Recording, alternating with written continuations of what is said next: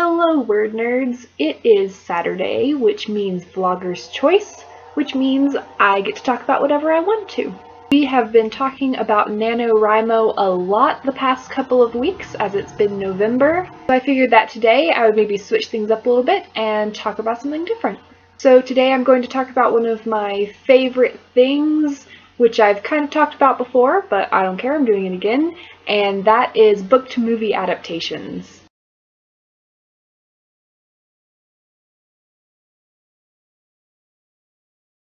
I've made a video before about what I think makes a good book-to-movie adaptation. It's the end of the year. I thought I'd talk about some of the movie adaptations that have come out this year and the ones that are coming up before the end of the year, and which ones I really liked. One book-to-movie adaptation that really stood out to me this year was The Maze Runner. This is based on the book by James Dashner, which I enjoyed, but wasn't really into that much. But I really liked the movie.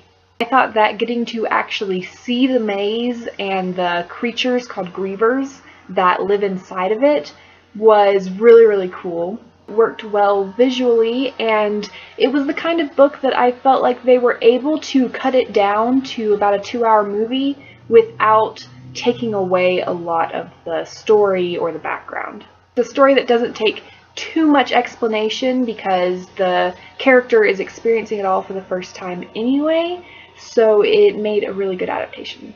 Another movie that I enjoyed, and I think it might be an unpopular opinion, but I kind of liked the Giver movie. Of course, there are some things I might have done a little bit differently, but for the most part, I felt like it was a good movie on its own. If you spend too much time comparing it to the book, of course there will be things to be disappointed about because there were a lot of things that were changed. But I also think that it's the kind of book that's hard to make a movie exactly the same as the book, if that makes any sense. A lot of the book takes place kind of inside of Jonas's head, and that is always a hard thing to adapt. There is a lot of inner conflict, so they did have to kind of create a little bit more outer conflict for the story.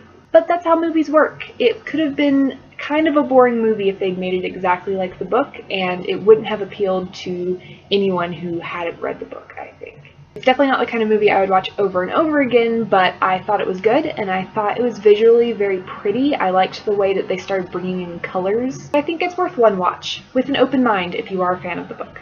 And of course this year we got The Fault in Our Stars movie. Confession time? I actually haven't read that book, so I can't really speak to how it is in comparison to the book, but I thought it was a good movie. It definitely made me cry. It's probably not a movie that I'll ever buy or even watch over and over again, but it's also not really my kind of story, so I wasn't expecting to just be totally in love with it.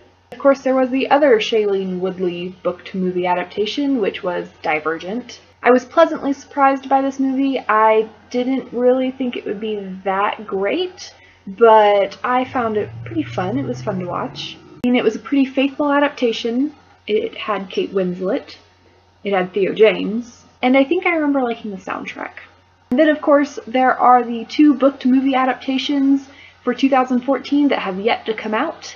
That is Mockingjay, which comes out next week. I am so excited. While I was never really a hater of Mockingjay, it definitely was my least favorite of the 3 books, but I think it will actually transfer well as a movie. I actually think that splitting it into 2 parts might help this story a little bit. It seemed like the book didn't really have one solid plot line, so maybe splitting it into 2 different sections will help them to flesh out the story and the character's development a little bit better. Of course, in December, we will get the last installment of the Hobbit movies. I have been a little bit critical of these movies because I do feel like they've been stretched out a little bit far with few too many plot lines.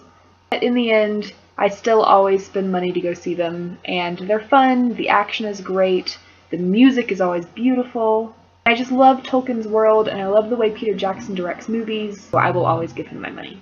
Plus, did you hear the song that Billy Boyd recorded for the end credits? If you're not quite as much of a Lord of the Rings nerd as I am, Billy Boyd played Pippin in the Lord of the Rings trilogy. If you've seen The Return of the King, you might remember him singing in that movie. He has recorded a new song for the end credits of this movie, and it's beautiful. I'll put the link to it down in the video's description so you guys can share in my happiness at that song. So what are some of the book-to-movie adaptations that you have seen this year? I'm sure there are some that I missed or that I've just forgotten about. What ones have you liked and not liked? And of course, are you excited for Mockingjay and The Hobbit? Let me know down in the comments, and I will see you guys this Sunday for our live chat. It'll be at 7:30 Eastern Time, just as it always is, and we can't wait to see you there.